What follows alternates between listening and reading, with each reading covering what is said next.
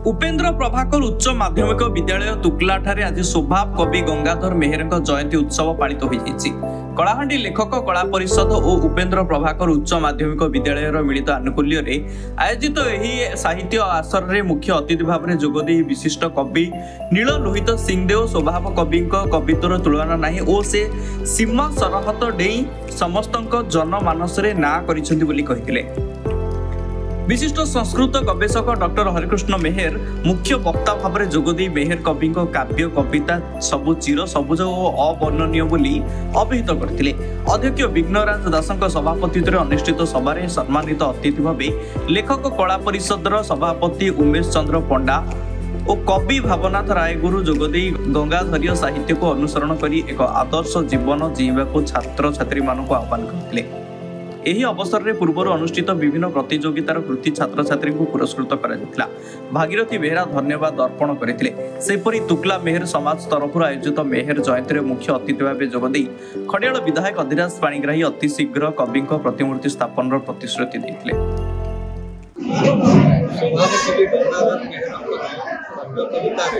जो जीवन मूल्यबोध रही भारतीय संस्कृति जहाँ सत्य मार्ग धर्म मार्ग न्याय मार्ग चढ़ा जिते बाधा विघ्न आसिले से सब अतिक्रम कर निजर लक्ष्य पथर अग्रसर होगा सहीटा आमको शिखे स्वभाव कवि गंगाधर मेहर तपस्वी काव्य घनश्यामी मध्यम एवं निजर कर्म पथर सब बेले ही जिते बाधा विघ्न आसिले अग्रसर होगा सहीटा तो शिखे आउ गोटे मानविक मूल्य को प्रत्येक मनीष गोटे गोटे सम्मान रही आदर रही मनुष्यर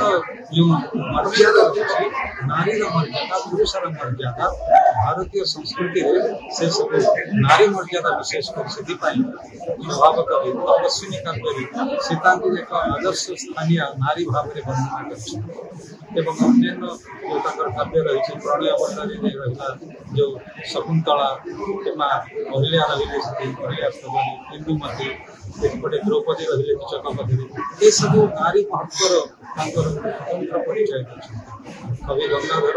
यद्यपि भारतीय साहित्य द्वारा संस्कृत साहित्य द्वारा से प्रभावित तथापि निजर मौलिकता द्वारा निजर ओडिशार जो गौरव रही ओडिया जातिर ओडिया भाषार गौरव से लेखनी चालना कर आज वैज्ञानिक जुगरे जीवन धर्मी एवं चिर सबुज काव्य कविता से अमर हो रही समस्त हृदय एक अद्वितीय स्थान रही ओडिशार ग्रामे ग्रामे पुरपल्ली विद्यालय महाविद्यालय सबु संस्था मान जयंती निश्चित भाव में आम मान आनंद एवं उल्लास। नपड़ारू सांब कुमार सराफ रिपोर्ट संस्था टीवी।